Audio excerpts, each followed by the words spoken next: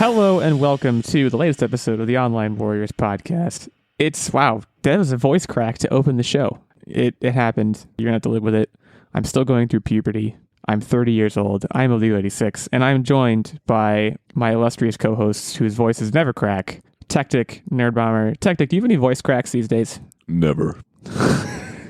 Nerdbomber? Oh, that's I don't even know. I don't know if I can make my voice crack. I don't even know. That wasn't even accurate. I don't know what was happening there, but no. Well, we are about 1 minute in, and we already have our Instagram soundbite for this week. You can put that on the social medias, horrify some people with the voice crack demonstration that you just did. I don't know what that it was. It sounded like a goat getting strangled. Maybe. I don't know how to imitate a voice crack, so I'm not going to try. But you certainly did try, and it was wonderful. This week at the podcast, which is where we are, we're going to be talking a little bit about some of the biggest news in sports in the last week and a half. And if you're a sports fan, really of any sport, I would say you probably already know what we're talking about. But we'll get to that in a second. We're going to be talking kind of more about sports with a new movie trailer that was released in the past week. More of a first look, I would say. I don't know if I would really call it a trailer, but also has some video game ties as well. And then we're going to be talking about a phenomenon that I actually don't think we have talked about, OpenAI, on the podcast yet, which feels a little bit criminal and like maybe we've dropped the ball. But today we're gonna pick that ball up. We're gonna run with it. And sports. Did you like that sports through line I did with all that? Yeah, that's how you sports, I think. I've sportsed now and again. Let's talk about sports. Let's talk about what I think is certain to be the serious topic of the episode. Because, wow. I mean, for those that don't know, we typically record this show. It comes out on Wednesdays, obviously. You know that because you're listening right now, and it's Wednesday at 12:01. And you couldn't wait for this thing to drop into the airwaves. But we typically record Sunday or Monday prior to that Wednesday. So we had recorded the last episode prior to what happened with Damar Hamlin, which is why we didn't really mention it at all. Otherwise, I'm certain that we would have, because it was an event that, as a lifelong football fan in particular, honestly, football, I'm glad I won't forget it. That we are not going to talk about it until now, because now he's on the up and up. Things are looking good. Yeah. It feels more appropriate to talk about than to just rather give his family and all of that space and time to figure out what's going on and heal and so on and so forth. And that's a very good point. I mean, we should say, as we record this now, again, the Monday following what happened, he's fine. He's been transported from Cincinnati, where he was in the hospital for almost a week, back to his hometown in Buffalo. Well, not his hometown, but his current playing town. And by all accounts, he is doing just fine. And I think all of us and him and his family we're all incredibly lucky for that, considering what happened and considering what we saw. It was a surreal moment. So I was watching live when it happened. I believe you guys were watching live when it happened. We were actually all talking fans about the game and playoff implications and stuff, which in retrospect mean absolutely nothing in comparison to what we ended up watching that day. Yeah. I don't think we need to go into details. If you don't know what happened, first of all, wow, I guess if you're not a sports fan, you might not know what we're talking about. So Damar Hamlin plays safety for the Buffalo Bills, and on Monday Night Football, sometime in the middle of the first quarter, he made what appeared to be a routine tackle.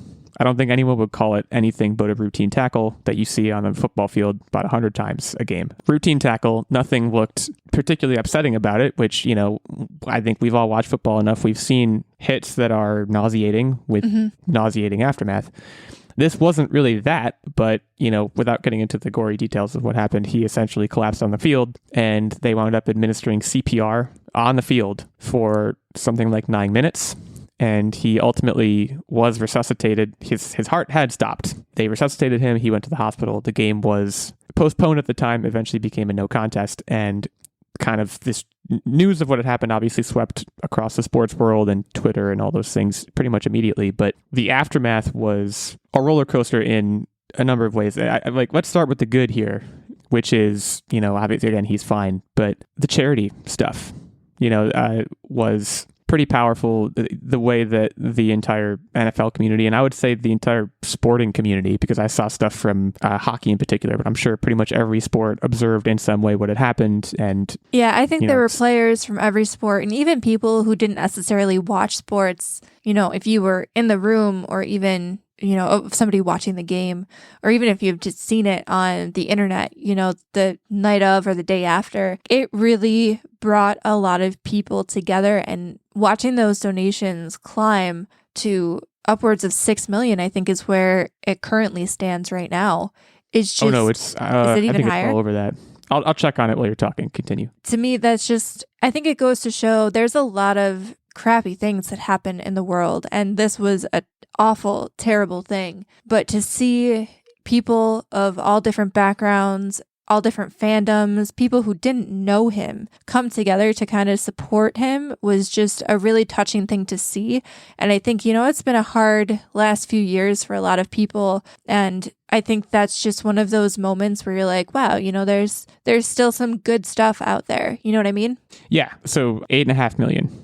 As we record this, it's over 8.5 million. I think it is still climbing, albeit probably slower than it was in the first few days. This is a charity, by the way, that when at the beginning of all of this, I think on Monday night, it had something like, it was less than $5,000 in this charity. So again, various members of the community from, people like, I know Tom Brady has donated, like, name a famous athlete, and there's a pretty decent chance that they've donated to this charity, but also like anyone can donate. You can go donate now. If you Google Damar Hamlin charity, I'm sure it'll be the first thing that comes up. But yeah, so there's that kind of positive aspect of it. And, from what I've learned about Damar Hamlin in the past few days, he has been a constant, I would say, a love preaching force. Like, it seems like everyone, and oftentimes with events like these, rose-colored glasses get put on, but I think in this case, he legitimately was an extremely positive force before this happened. And so that's being reflected on him, reflected back to him, a millionfold in light of what happened. I can't imagine. He essentially was not conscious for, I don't remember the timeline, at least the first 24 hours of this. I think it was a couple days. Yeah, I can't imagine. I think it might have been a waking couple up days after that, being like, exactly. Did we, I think he said, did we win? Yeah, that was, reportedly that was one of his first questions, which, this guy is a lifelong athlete. It's very important to him, and it's very moving. I'm sure his teammates were very moved to hear that. But imagine waking up and you are now, because of what happened, you're at the center of something that is in bigger large than part football. Bigger than football, and I would say largely positive. I mean, what happened to him was, again, by all accounts, a freak accident, but it still brings the idea of player safety and what the league can and should be doing to handle these things, the contingencies they should have in place that they maybe didn't. I don't know if we're going to get into any of that, but it sheds light on a lot of things. I mean, I think one of the biggest things, and one of the things that I've been really happy to see as well, is the amount of people that I know who are now, looking to get CPR certified, because all of the credit in the world to the training staff and the medical staff on field at the game for immediately administering CPR. And I think it just kind of showed people, I know my workplace, and for even since I was 15, anywhere that I've worked has always offered CPR training. And as a kid, I was like, oh, when would I ever need that? And I think it just shows, obviously, we're not going to be medical staff on a football field, but you don't know when you might need that and who you might be able to help. And like I said, all the props in the world go to the medical team and the training staff that, helped him. They saved his life. Yeah, absolutely. I'm plain as day, they saved his life. And so, yeah, and they're being recognized appropriately. And the other thing that, again, in terms of, I guess, shedding light on things, there's been a widespread understanding from the jump, thankfully so, about the effect this has on other players. In particular from a mental health perspective. And, the guy who he tackled, I'm sure, T. Higgins, the wide receiver for the Cincinnati Bengals, I'm sure he has gone through so much in the past week. The players who were on the field, there was, again, without getting into the nuts and bolts of what we watched live, a lot of tears, a lot of genuine fear, genuine dread, genuine despair on a lot of faces. And coming back from that and playing a game that is, at the end of the day, a violent game, I cannot imagine how hard that is. And again, as we record this on Monday, the Bills and the Bengals both did come back and play. And the Bills, a number of things happened in the Bills game that were pretty remarkable and pretty emotional. for those players, again, considering the weight that they were carrying. And speaking throughout of the that week. weight, I also have to commend both coaches for the Bills and the Bengals for, doing what was right for their players' mental health, because at the time that all of that happened, like, they were going to give those poor guys a 5-minute break and tell them to get right back on the field and finish out the game. And I'm not even like, I don't know him. I'm not really connected to those teams, you know what I mean? But I was shook watching it on live TV. I couldn't imagine being there and having that be someone that if you're a Bills player side by side with every day. If you're a Bengals player, you're still somebody you might know from the football community, or even just somebody who is on the same field as you, and then being told, okay, get back out there in 5 minutes. So I really got to commend the coaches on both teams for, doing what was right for both sets of players, because I could not imagine being forced to go back out there. Beyond that, not only do I think that they did the right thing there to make the call ahead of the NFL, but beyond that, we saw once they were in the locker room that players were like dressing down. Like they were full on ready to go. They were ready to go see Damar, and like that was it. They all had the right idea of what's important and what's not important at that time, and just stand up people, like all around, just a great team, a great family of people that I really want to tip my hat to them. Yeah, no doubt. I mean, there's always people who, like, I think the reaction was overwhelmingly positive across the board. Everyone had the right intentions in place. What we're saying about the league and how they, 5 minutes get back out there. Obviously, none of that was confirmed to be their response, and I'm sure it never will be confirmed. We don't really know what happened down there. Only a handful of people do. But it was just, it was jarring to watch. The aftermath was really remarkable. And also, again, considering now the fact that he's okay, because it wasn't something that any of us were thinking about for almost a week following that, but the implications for the sport and where it go. I mean, this is the first game that was outright canceled since, I think, the 1930s. So it gave way to a pretty unprecedented set of events in a very difficult situation for the league. Yeah, it wouldn't, I guess, obviously we don't want something of that magnitude to happen again. Right. But I just hope that, God forbid, anything of that magnitude does happen again. I hope this kind of prepares the NFL for a need to codify something just in case. And honestly, I was a little shocked that they didn't have some kind of contingency. You never know what could happen, They seemed unprepared. I think it's at minimum, it's fair to say that. Even the chest percussive event that occurred, that's sort of an unprecedented injury. But like more commonly, not that it's more common, but one would think it's more likely that you like snap your neck. We're seeing people fall on their head, fall on their neck all the time. Who's to say that like someone can't die from that? The fact that this could happen, there should have been something ready, knowing how violent of a sport it is. Right. And, in the aftermath, the league was put into it's probably very difficult to come up with contingencies in an event like that. For what it's worth, I think how they tried to amend the missing game, I think they've done a good job. Again, as someone with a relative lack of bias in this, I'm not sure there was ever a right answer that was going to please everybody. But, as we move forward from here, I guess it's just, I would hope we look back on this as a sporting community as a learning moment where things need to be learned, and also kind of a cornerstone moment, like you said, of the football community coming together and truly realizing and holding up something that's bigger than the sport. And, like we said, at this point, by all accounts, Damar Hamlin is doing much better. I don't know. I'm confused. I don't know if he ever exited critical condition, but he came home to Buffalo. So I guess, I don't know exactly what state he's in right now, but he's certainly improving is everything that we've heard. So of course, keep the family in your thoughts. Consider the toll this has had on others, from players to even just fans of the sport. I mean, watching it was, the word I used and I'll use again was jarring. It was the kind of thing where, the game was called and I was like, okay, I should go to bed. And I couldn't really do that. And I don't know if that was your guys' experience as well. We were talking about it for a while at that night, but it was after I dropped off the map, I was still laying in bed for a while, just kind of like this.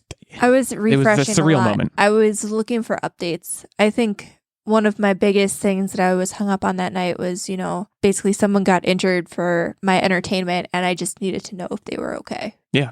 And again, luckily, we know now that he is okay. It seems like he is out of the woods. And I think we all wish him nothing but the best. Go learn CPR. Go learn CPR. That's a good way to wrap that up. So now we can get on to brighter and happier. There's another voice crack. Brighter and happier things. Let's talk about Gran Turismo. And this is the movie that I was referring to earlier, the movie trailer that we wanted to talk about. This is, of course, another tie-in with Sony. And again, this I'm not sure I would call this a trailer necessarily, unless I missed the trailer. It was more like a teaser. A first look. Yeah, and kind of teasing the cast that's going to be in this movie, showing a lot of driving shots, showing a little bit of behind the scenes of how they got the driving shots, which I thought was pretty interesting. I have never played a Gran Turismo game. And I probably have played 1 or 2 minutes of Gran Turismo, like in a store while my mom was shopping, like, like that kind of thing. It's one of those things where if you've played like a Forza or any kind of like racing sim game, and I know people will probably come at me for this, but like if you've played one, they're relatively similar. Like, you know what the other one is going to be. I'm sure you've insulted someone. They have different like car brand deals for their games and stuff. Graphically are all a little bit different. Gameplay's a little bit different, but more or less like it's a very high tier racing sim. So if you've played a similar high tier racing sim, you kind of get the gist. I suppose you think every single Madden and NHL is the same too? Yes, because they are. Well, I mean, you have Gran Turismo and you have I never always get this wrong. Is it Forza or Forza? I think it's Forza. I think you're supposed to give the hard Z sort of sign. Hard Z. Yeah. To me, those are the two big, like, the term you used was driving sim. Like, I don't put Need for Speed, and I'm, again, not an expert because I haven't really played Gran Turismo, but it seems like a totally different experience than, like, a Need for Speed or a Burnout. Like, those are more arcadey, street racing, like, different things. This is like you're in a car and you're going to drive it really fast, but you're not going to like, there's no like cop chases in Gran Turismo, is there? No, I don't think so. I think it's more like replicating actual racing for the most part. Like you're on tracks, you're on race courses that exist in like real life. Yeah. And again, it's moments like this where I picture someone like screaming into their phone or like punching a mirror and being like, of course there aren't cops in Gran Turismo, illegal, you idiot. And to those people, I apologize. But also, I am what I am. So this movie, like, it looks really high production value. My main takeaway from this movie... It's Harper. I don't know who that is. Hopper? It may be the person... Oh, Hopper. It's Hopper. Harper. I would say no to that, actually. Orlando Bloom. I thought Orlando, I was like, oh my God, he's still, like, I didn't think he was dead or anything, but like, when was the last time Orlando Bloom was in anything? I have no idea. Do we know? Like, it's actually like a Pirates of the Caribbean, Lord of the Rings guy. I'm going to IMDb it right now. But I was like, wow, it immediately invested me more. And I would say more so than the Hopper stuff invested me. I like Hopper a lot, but I've seen him around in the past couple of years. He's the new hotness. One of the things that got me was, I was like, okay, this is just going to be like a very pretty racing movie. They're going to make up some like crappy story to justify fast cars and like racing rivalry. But what actually got my attention was when they said it was going to be based off a real story. And I feel like that's a really cool take. Like, yeah, the video game basis is racing game, but there are so many racing stories out there that are really interesting that you can tell. And if you can like almost make like a Gran Turismo series where you expand the world and each new movie is the tale of a different driver, I think that would be a really cool take on video game adaptations. So, quick Orlando Bloom update. 2017 was the last Pirates of the Caribbean. Well, I don't know if it was the last one ever, but it was the last time there was a Pirates of the Caribbean movie. He did 4 things that year. I have not heard of 3 of them. I have heard of Pirates of the Caribbean. Then he took like a 3-year break. And yeah, he's pretty sparse in Hollywood right now, which I guess, that explains why I don't know him. Or not that I don't know him. Why it feels like he hasn't been around for a while, because he really hasn't. I think I want to see him back. Like, I know him for Pirates and I know him for Lord of the Rings, obviously. I'm sure I've seen him in something else, but I cannot right now think of what it is. So I want to circle back to Nerdbomber's take, because I think that's a really, really great idea. And not only is it a fantastic idea with regards to going through each person's backstory, but they can interweave them then. It really allows you to like build just this massive story of fast cars and I'm sure that to some extent there's a bit of rock star life into that. I mean, there's probably a ton of rock star life into that. They're popping bottles for crime's sake. Like this is ripe for the pickings. I couldn't agree more with you, Nerdbomber. And like, if you think about it too, the positioning of, you know, franchising Gran Turismo and maybe building out like the stockpile of real life characters that you're dramatizing for this movie series, if it becomes a series, is that, you know, the Fast and the Furious series, that's ending. What other big car franchise, car racing, action, adventure movie franchise is really out there right now? Once Fast and Furious goes, this could fill a vacuum. Yeah, they tried to fill that vacuum with Need for Speed. Like, do you remember that? Like 4 years ago, they made an Aaron Paul they did that. Need for Speed, and it like I don't think a movie's ever tanked so hard. Yeah, no, I just, you know, it's one of those things I would never have thought. What's a video game franchise that needs to become a movie and or movie series? Gran Turismo would have been so low on that list. It's not even funny. Well, but I mean, I think it's very obvious that Sony right now is trying to expand the impact and the influence that their video game IPs have, because almost everything that they're doing right now is getting some form of adaptation. You've got The Last of Us, which I want to heavily suggest we start implementing a weekly Last of Us segment, if possible. They have the God of War series coming out. They have now Gran Turismo. I believe they were working on something else as well. Well, Uncharted came out already. That's right. Uncharted already came out, but there's like another movie upcoming that is in the works. I just don't remember what it is. But they have a lot of irons in the fire converting their video game IPs into, I don't want to call it more mass media, because I think video games are pretty popular as is, but expanding the, I guess, user base. Fully tapping into the pool that is video game IP. Yes. PlayStation Productions in development titles right now: Days Gone, Ghost of Tsushima, Gravity Rush, Jak and Daxter. Jak and Twisted Metal. Daxter, I am so excited for. I hope they do that justice. Twisted Metal, we definitely talked about on the show. I don't remember when it was last year sometime. It's got the guys who wrote Deadpool are writing it. And then also God of War you mentioned, and Horizon. Also, apparently I forgot in about the development. Horizon one. So actually, Uncharted is the only movie or television show as of this recording that has actually come out. But yeah, they are really going hard with this, which I certainly approve of. Yeah, another thing I want to mention about this, the director of this movie, also not someone that you would expect. Do you guys remember Neil Blomkamp? I don't like his name. What Full is? disclosure. It sounds familiar. What movie did he make? His big one was District 9. Oh, that's right. Yeah, he also did Elysium, Chappie, and a movie called Demonic, which I've never heard of. But those first three were his really big movies. I remember District 9 was something that I was like meh about until I just happened upon it on HBO one day, and it was actually really good. I was enamored with District 9 when I first saw it. And granted, it had to be at least 10 years ago. And I haven't seen it since. But I really liked it when I saw it. He has a very distinctive kind of documentarian style of filming that I think will probably play very well in the Gran Turismo kind of world that they're setting up. So yeah, on paper, this seems like a full speed ahead situation. But yeah, get it? Full also going speed? back to Cars? right. Haha. Also, I want to push back on your characterization of Fast and the Furious as a car franchise or a driving franchise. Okay, it's not anymore, but it started that way. It's not. Well, sure. But like for the past 10 years. But like when you think Fast even and know what you would call Furious, you think cars. Also, you think Vin Diesel and family, but you also mostly think cars. Family. That's pretty good Vin Diesel impressions by both of you. I suppose you're right, but I don't know. I just honestly, when I think of Fast and Furious, I think of Jason Statham. You ever seen that scene? No way. I don't. That's what you think of with the Fast and the Furious. Not Fast and the Furious. That's Hobbs. Get out of here. Well, he's in Fast and Furious, and yeah, but that's not like the first thing you should think of. Him and look, I've seen the original all the way through, and I haven't seen a single other one all the way through. He says, hey, nice haircut. And then he goes, thanks, my family cut it.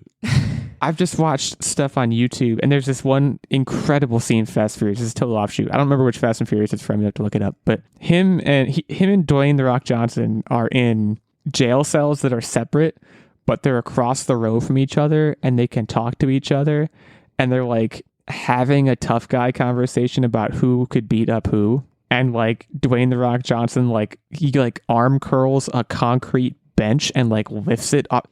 and then like ultimately what happens is they break out of the prison and they're like fighting, and it's insane and has nothing to do with cars. And I feel like there's just so many scenes like there's one of the more recent ones too. He like has a baby on a plane and is like shooting. There's no cars in that. It's just insanity. So I don't know if I would call that a car franchise, but I'm splitting hairs here.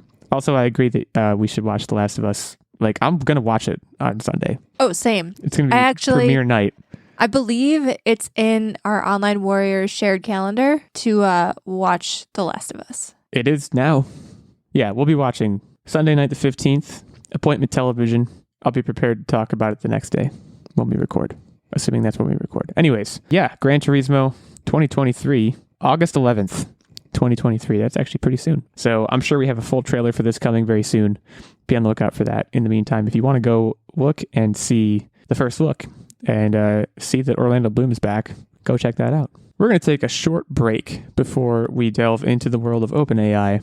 Before we do that, I would be remiss if I did not shout out our fantastic Patreon producer, Mr. Stephen Keller, a knight at our square table. He has a sword, he has a mace, he has all the doohickeys and bells and whistles that any knight should have. He's a producer on our show. He supports us at the highest of our 3 levels of Patreon support, and as a result, he gets this shout out.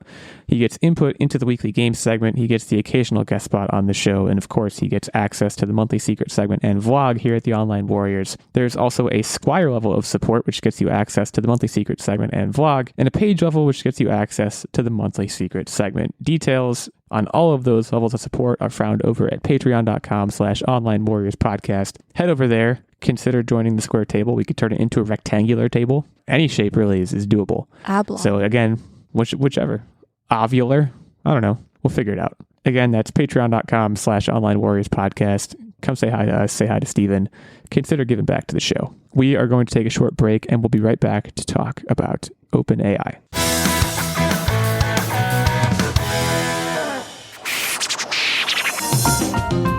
I'm Ryan Fonzie. This is Cameron Hagee. My name is Tony Giggles. And we're 3 dudes who love The Legend of Zelda and love talking about The Legend of Zelda. And if you are a Zelda fan as much as we are, then come on down and listen to your heart's content.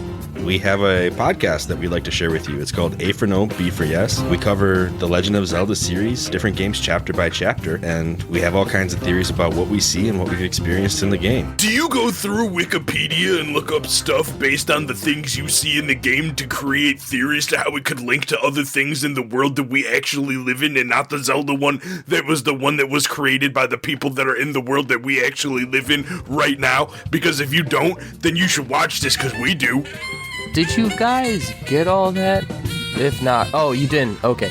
So we are A for No, B for... All right, I'll stop.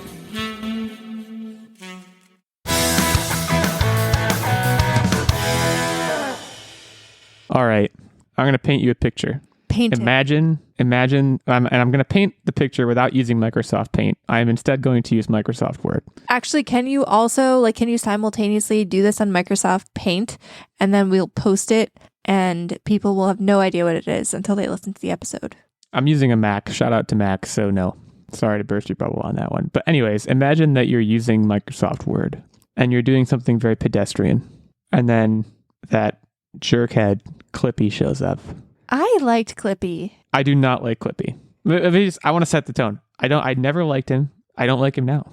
Whenever he shows up, I'm like, I don't need you. I had a terribly I did not ask for you. glitchy computer, so I used to drag Clippy around until there were a bunch of like shadow Clippies because Do you things still would get freeze. Clippy? I feel like I have definitely seen Clippy recently, but it would be in the context of work because I don't use Microsoft Word on my personal computer.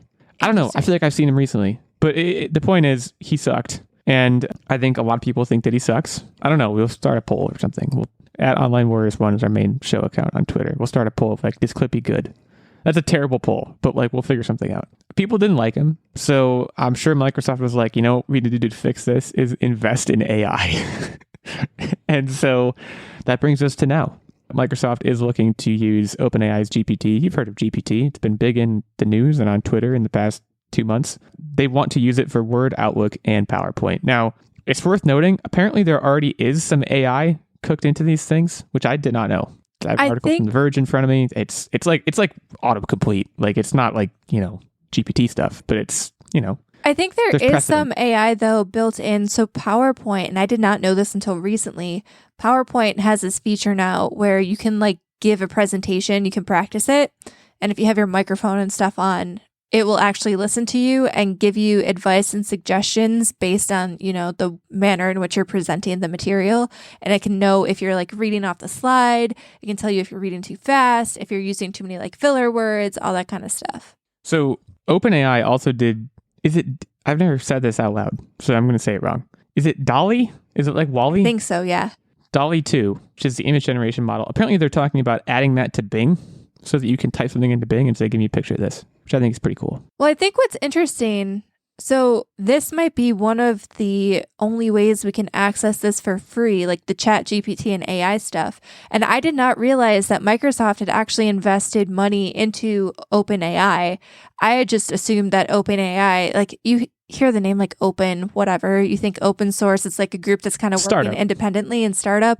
But Microsoft actually invested money in this group. And I know one of the, founders, coders, what have you, somebody who works at OpenAI had basically tweeted that it can't stay free forever, ChatGPT, because the cost of running it is pretty exponential. So it will eventually be paywalled unless you use Bing and Word and PowerPoint, apparently. Which is like a fantastic collaboration. They get It's- a step above Google. They finally become like a real competitor in the search engine game, and then we also get ChatGPT. It's really just a win for everyone, I think. Well, because I mean, like, imagine going to search something, and right now, say you want to know, like, what George Washington ate for dinner on his 20th birthday. I don't know. It was an apple. Like, we don't know if that information is even out there, but you Google it, and then you have, like, 10 pages of various websites to hunt through to see if that's even out there in the world. Now you can just go to Bing and be like, hey, what did George Washington eat on his birthday back in whatever year? And then it'll just tell you. And if it doesn't know, it'll just be like, that information is not known, you creep. So I just, as you were saying that, and also, yeah, I agree. Like, I can't imagine a world in which we go to Bing to search something instead of Google. But I Googled what George Washington ate for dinner on his 20th birthday. We Did just it have walked an through some of answer? these results. The first one is from a blog called The Nibble. President's Day. Dine and drink with George Washington. As a president focused on work, he hardly remembered to eat. Often his sustenance was a nibble of apples, which Techtic said, What up? nuts, cheese, and crackers. Scrolling down to the next result, I'm not going to read this one all the way because I would have to click it. The title of it, again, it looks like a blog. Celebrating George Washington's birthday with hoe cakes and hospitality. Do you guys know what a hoe cake is? 'Cause I have no idea. I feel like it's not a dessert. I weren't the presidents back then like a little like loosey goosey, if you catch my drift? I think it's exactly what it sounds like it is. No, well, first of all, I don't catch your drift that much, but I think scrolling through it, I think hoe cakes might just be pancakes. I'm gonna what? You know what? I'm gonna lurk. I'm gonna go to streaks and get Bing. me a hoe cake.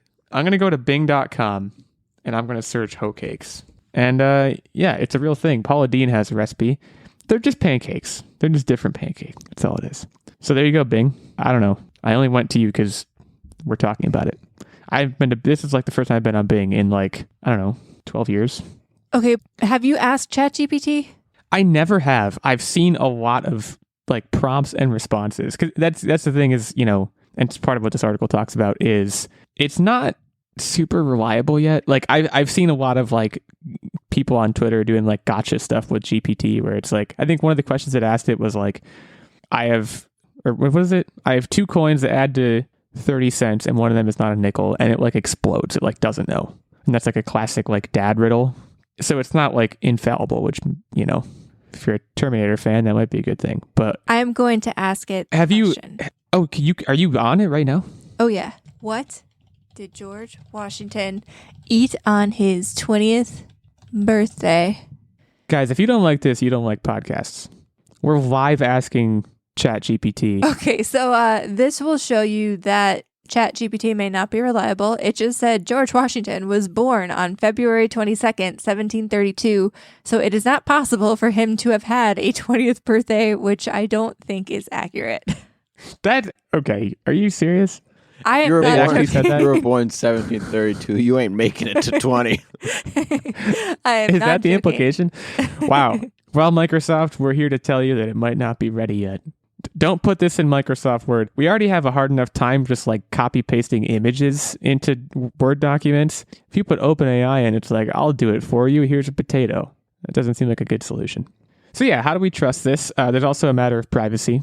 You know, there's a lot of talk of using AI to essentially take transcripts of Teams meetings, for example. Also write emails. You know, the example they use in this article is if you want to call in sick, but you want to write an email that sounds nice without just saying I'm calling in sick, you I say, could not hey, wait for Cortana, things do like it for me. having very clear like the future of shoving people's nonsense right back in their face.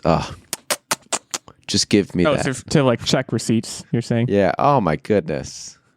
So excited for that. There's probably, societally, there's probably pretty high demand for that. So you might be onto something there. Nerdbomber, do you still have GPT open? Can you ask it something else? I can do that. Give me 1 second. Okay, I want you Okay. to ask it what do you think of Microsoft? Just want to see what it says.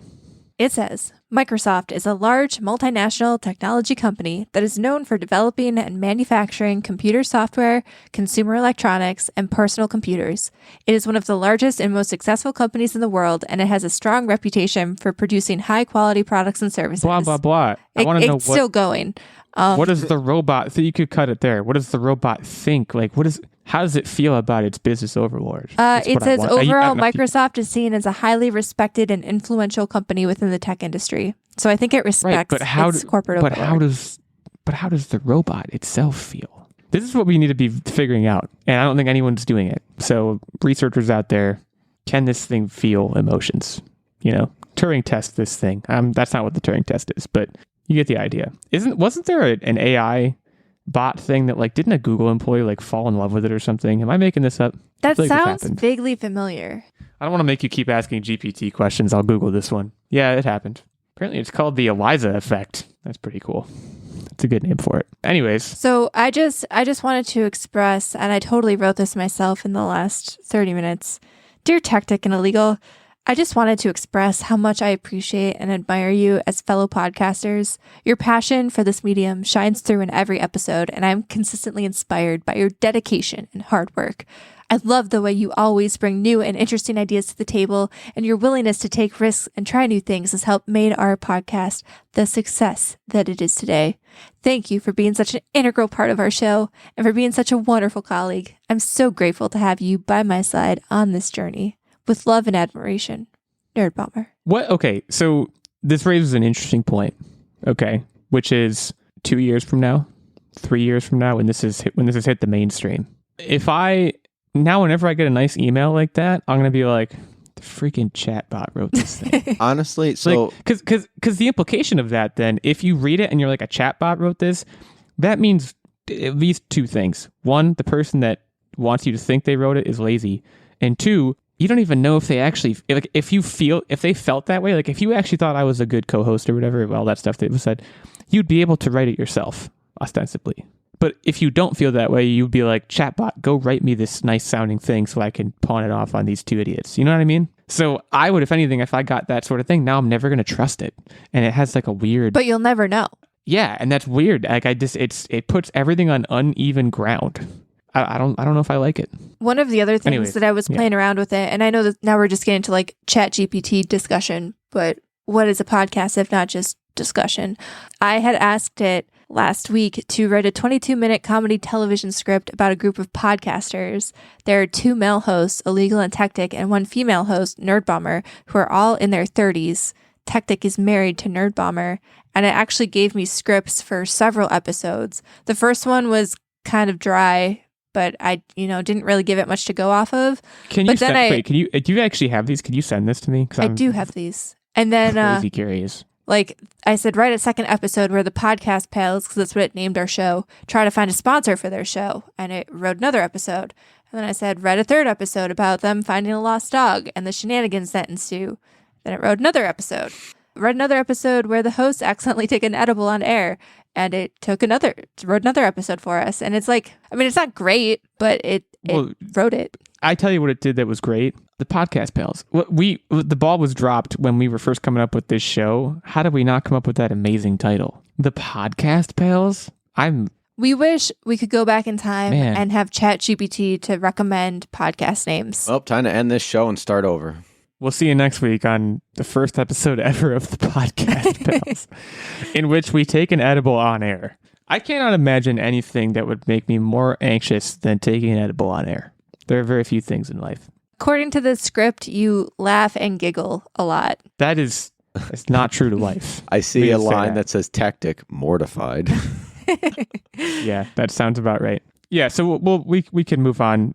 We could talk about the capabilities or incapabilities of ChatGPT all night, but the point is, it may be hitting the mainstream real soon, thanks to its business daddy, Microsoft. So be on the lookout for your Microsoft Office products to start becoming self-aware, and also maybe use Bing more. I don't know. We'll see. I'm very skeptical that Bing will ever overtake Google. I'm sure Google's working up something crazy right now, as we live and breathe, but time will tell. It's time for What Are You Up To Wednesday, where we talk about what we've been up to in the past week. I'm going to go first because I feel like I've been kicking the can down the road on that a lot. I haven't gone first in a while, and I have something that I really want to talk about, which is that I watched a movie. Specifically, I watched a movie called The Menu. Have you guys heard about this? How is Have you heard that? about this movie? So it's really good. It's not like the greatest movie of all time. It's not like the best thing. It probably isn't even the best movie Is that I've the seen this year. cannibal one? No. Well, I'm not going to provide any details because I'm not even sure the trailer really provides you any concrete details about what it is. Although I'm not sure I've even seen the trailer. What I knew going in was it's about a private chef on an island, and they go there and something happens. That was literally I think that was the extent of what I knew. And if at all possible, that is the amount of knowledge you should go into it with, because it makes the whole thing so much more entertaining and enjoyable. Nerdbomber, there are scary sequences. I thought Like, it was it's a all cooking just- movie. I thought it was all like culinary stuff. Yeah. Have you ever seen Gordon Ramsay at work? Right. First of all, that's terrifying. I would liken it to Midsummer, but I would also say it's better than Midsummer. So what you're saying is I don't know if that gives you an idea. they have period blood lemonade. No, but that part of Midsummer was gross. Thank you for that trip down memory lane. No, I don't want to get into the details, but it's very unsettling at times. It's incredibly entertaining. It's very well acted, and I think it's well written. It's on HBO Max right now for $3.99, provided you have HBO Max. So with that in mind, I would recommend that you check it out. That's really all I have for today, because without getting into details, we're doing a home renovation and our house is kind of in pieces, and as a result, my video game den has been kind of uprooted, so I have not started Undent. Returnal yet. It's been undent for sure. Did you ever get the So that's it Callisto for me. Protocol? No, I'm kind of incubating that egg right now. I want to try and maybe choose one of Callisto Protocol or Dead Space, and I can't choose. So instead of choosing, I'm just kind of doing nothing. And again, my video game situation is undent anyways, so I can't really. There's no point at the That's moment. fair. I'll keep you updated on that as well, though. Techtic, my guy, So hit me with it. I have one major update that I've been working on for the last week, and I am making a portable RetroPie. And in other words, a handheld game system. And I had a number of pieces and parts kind of kicking around from previous projects. And so I decided, you know what?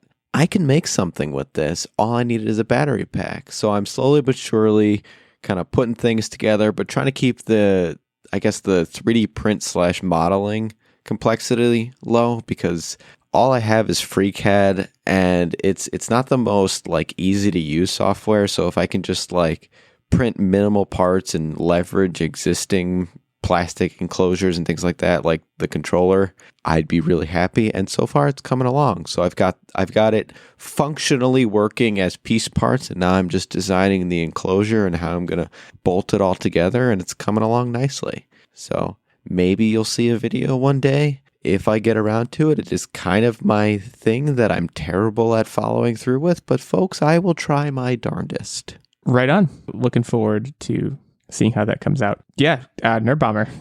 All right, I have a bevy of updates. Lock in. So we have been going through Apple TV stuff, because right now we have Apple TV Plus, and I just want to try to watch as much stuff on there as possible. So we went through Physical, which is a series with Rose Byrne. It's like set back, I want to say it's the 80s, back when like malls were just becoming a thing and aerobic, like, the exercise on VHS tapes were just becoming a thing. And it follows her. She has like severe eating disorders and she's really unhappy with her home life. And she finds aerobics and turns it into a business, and it kind of quote unquote like saves her from going absolutely crazy. And it's very interesting because you hear like the voice in her head. It's one of the major characters in the show. It's her and the voice in her head, and how that she kind of like grapples with that as she goes through her day-to-day life and how that impacts her decision making. It was, I don't know why I thought that it was going to be more of a comedy, but it was definitely more of a drama for sure. It was interesting. And I think there's another season coming up eventually. So that was it was decent. Techtic, I don't know. How would you rank that one? I thought it was really, really good at times, but also like there were parts that were kind of frustrating. Like You dislike all the characters. None of them are good. And like you wanna find that one character that you're just through and through rooting for, but it just seems like everyone kind of just annoys you a little bit. But it's not a terrible show. But I almost feel like that's kind of realistic because everybody, even me, is a little annoying at times. Yeah. And then we finished what is available of that and then watched The Afterparty, which was phenomenal. If you like the murder mystery, trying to solve like the whodunit sort of thing, this was really great. It is more of a comedy and it's got a lot of comedic actors in it. The cast is too, like, I don't know, there's so many people in the cast. I don't want to Sam Richardson and the guy I like a lot, that whose name I can't think of, Ben Schwartz. Yes. Sonic the Hedgehog is I just want to throw it out there. I called it pretty early on who it was. Well, don't go anymore because I don't want you to spoil it. I plan on watching this. It's been on my list for a while. It was So pretty fantastic. I'm happy for the endorsement. It towed the line of being really interesting and like you want to know who did it, but also being really funny. And the way that they kind of stage it is that like the first episode, you kind of get like an overview of what is happening, but then episode by episode, they kind of examine the night from a different person's perspective. And then, you kind of start seeing like things that are like kind of change from story to story based on how people are perceiving what's happening to them versus like how other people see it. And overall, I just thought it was really, really well done. I really enjoyed it. So this is a big ringing endorsement for The Afterparty. Illeagle, go watch it. And last but not least, Techtic got me a racing wheel. And it is really cool. It has force feedback. I knew about this and I was really excited about it. So I want to hear more about it. So he also got me Need for Speed Unbound. That's a great holiday gift here. And it's really great. I am definitely not great at drifting. I don't think I am in real life either. So because it is like a very realistic driving experience, like the wheel has motors in it. So you get like the force feedback and it feels like you're driving a real car. And like I said, I'm not really great at doing tight corners at like 150 miles per hour, but I'm getting there, I think. But even Need for Speed Unbound, like as a game itself, it's not exactly set up the same way as Need for Speed Most Wanted. So far, there's not like a list of people I have to work my way up through. It's still a little open-ended, but I'm also very early on because when I started playing, there's an online component where it's just kind of like free roam, a little bit like Forza Horizon. And you just kind of drive around and there's like speed traps. You can like find people online to do random races with.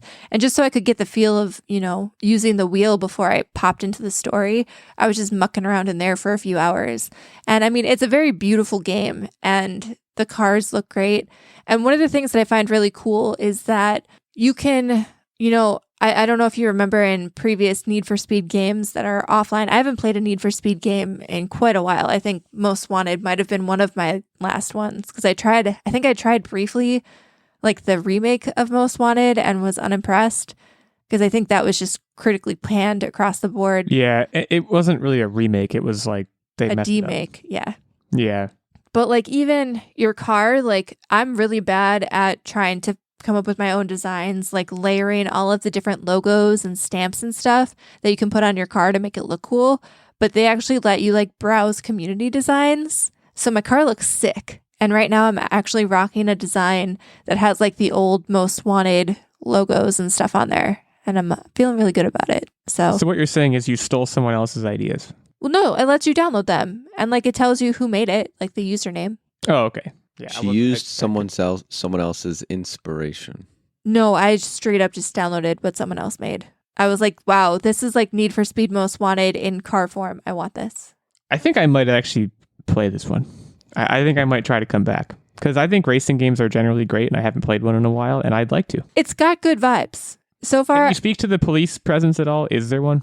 there is police presence. And in fact, so I thought I was in the clear. Like I'd been doing some night racing in story mode, right? Just got third place.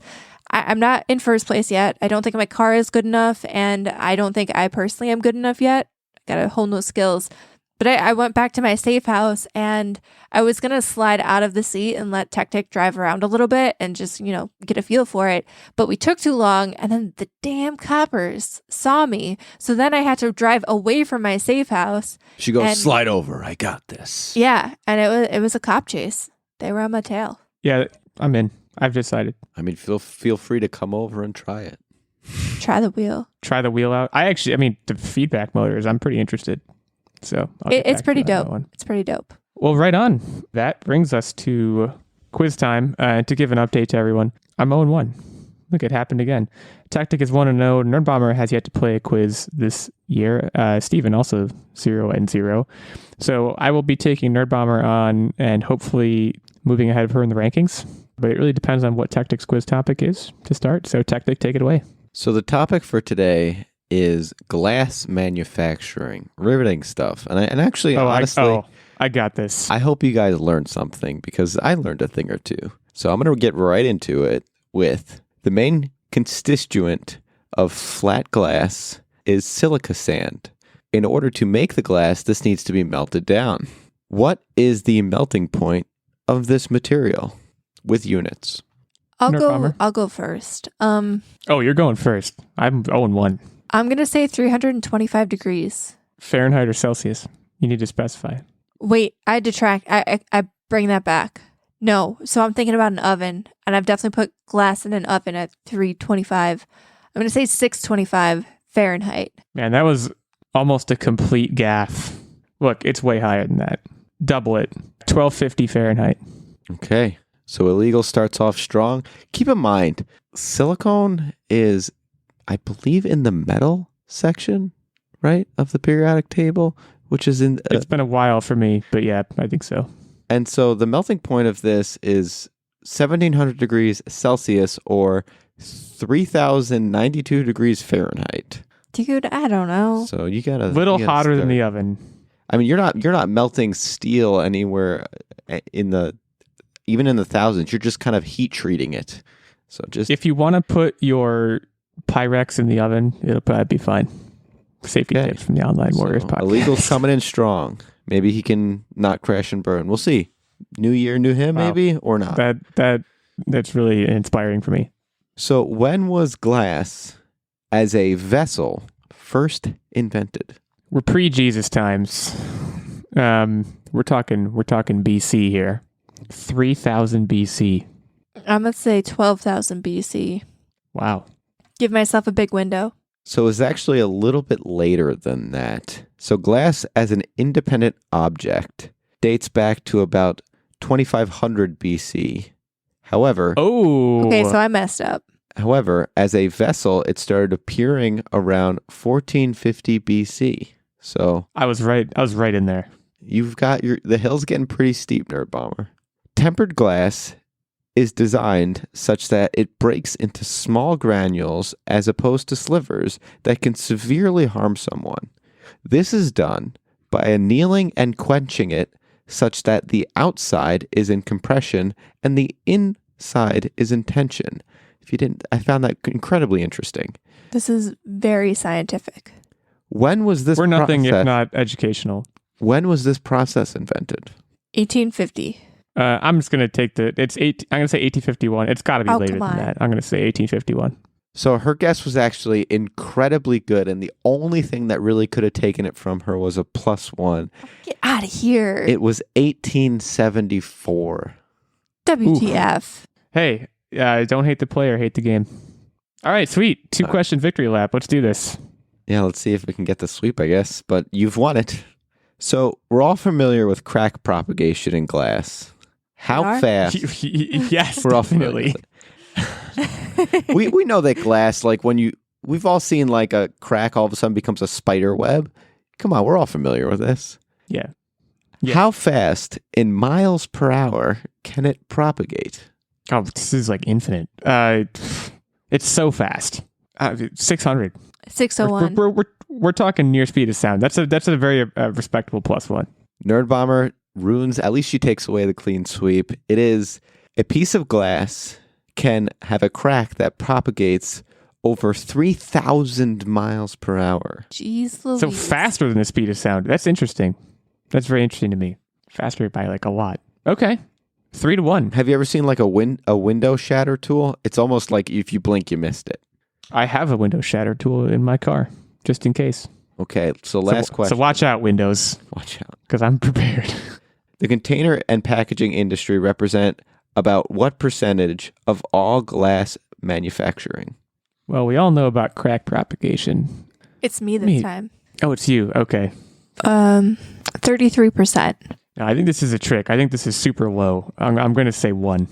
Okay, so it was not a total decimation. It's actually a pretty significant amount. It's 44% of all glass manufacturing in the world, Oh. which is the highest percentage, with the construction industry coming in second. So probably like windows and things like that. Well, you're right. It was a close match. I'm going to go ahead and take the dub, which brings me to 1-1 on the year. I will host next week's quiz. Techtic is still at 1-0, so he's king of the castle. Nerdbomber 0-1. Good to see it. There's always next week. Unless you're me, in which case, and in this instance particularly, you love to see it. So that brings us to the end of our show. I have to be honest, Techtic, we're not doing tech tips this year, but I can't remember what it is we're doing. So whatever you're about to do, go ahead and do it, because I don't remember what it is. It was supposed to be animal noise impressions was what I was going to go with, but I Give can't. us a kookaburra. A kookaburra? Kookaburra. Kookaburra. Kookaburra sitting in the old gum tree. What is a kookaburra? It sits in the old gum tree, dude. You don't know what a kookaburra is? I think it's a bird, but I actually don't even know myself. Let me Google it. Can you ask Nerdbomber ChatGPT what a kookaburra is? Is that you, Tech?